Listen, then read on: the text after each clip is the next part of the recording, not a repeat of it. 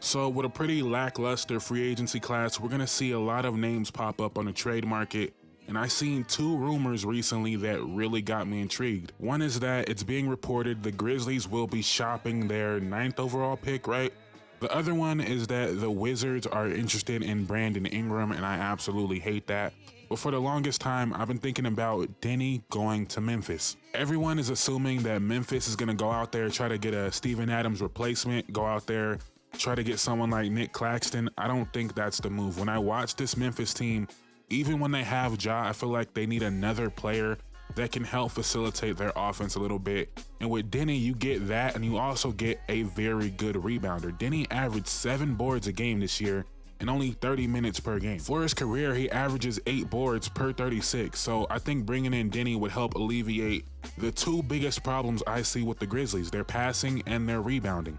And now they'd be able to deploy a lineup of Ja, Desmond Bane, Marcus Smart, Deni, Jaren Jackson Jr. And I already know what you're thinking. That lineup is small and that lineup can't shoot. I can't argue that, but I'm not saying that should be their everyday lineup. I'm saying I can see that lineup closing a Western Conference Finals game. But let's talk about it, because we all know Marcus Smart plays bigger than he actually is. Deni is a legit 6'9". And you guys have seen Desmond Bane's arms. He's not going to contest much, but he's not going to get bullied like most guys his size would.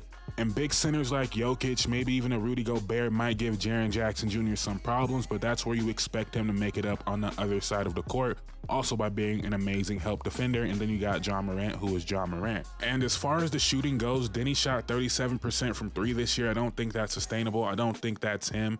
He shot 48% from the corner this year, shot 34% from the corner last year.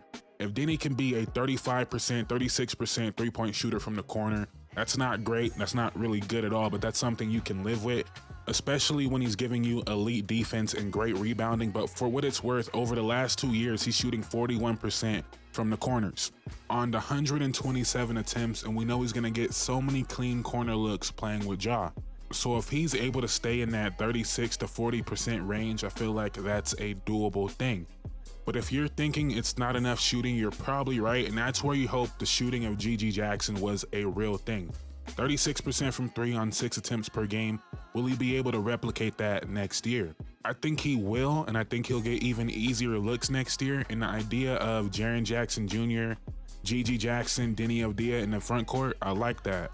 But what about Luke Kennard? Because in my mind, I was thinking Luke Kennard had to go in this trade.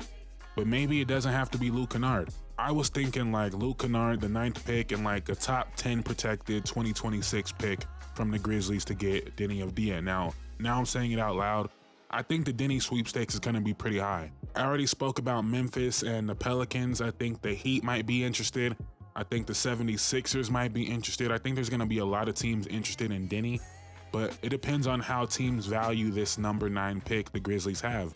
But if you're a Grizzlies fan, let me know what you would rather do. Would you rather make Luke Kennard part of this deal or make Brandon Clarke part of this deal? I know Luke Kennard is like a special shooter, but he's hurt a lot. He's bad on defense. If I'm the Grizzlies, I'm going to take my chances. I'm going to hope the shooting of Vince Williams is real. The shooting of GG Jackson was real.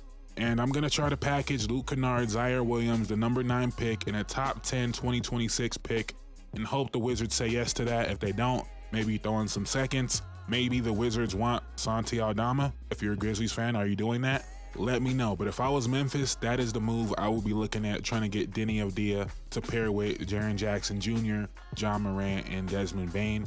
And then you try to find cheap shooters in free agency. Justin Holiday is going to be a free agent, probably a minimum guy. Gordon Hayward, probably going to be a minimum guy. Malik Beasley, Taurean Prince, maybe Kevin Love gets more than the minimum, I'm not sure.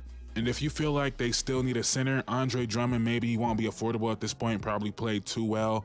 Goga Patadze is low-key a very good fit. I would love that move for the Grizzlies. I'm not sure he's going to get that much money. But early in the season, when Wendell Carter was out, he was going absolutely crazy. Gallinari is another name, just a minimum guy for shooting. But you guys get the point. You can find a center, you can find some shooting, but what Deni brings, I feel like, could take this team to a different level on both sides of the court. His playmaking on offense, he's a great defender, and he also helps with their rebounding problem. But I'm just rambling at this point. You guys let me know. What would you rather see the Grizzlies do? Go out there and get Deni, or go after someone like Nick Claxton. Some of you guys are going to bring up Mikal Bridges. I feel like at this point, the Nets have shown they're not going to trade him for whatever the Grizzlies could offer. But you guys let me know what you would do if you're the Grizzlies, and let me know what you think about Deni Avdija as a basketball player in general.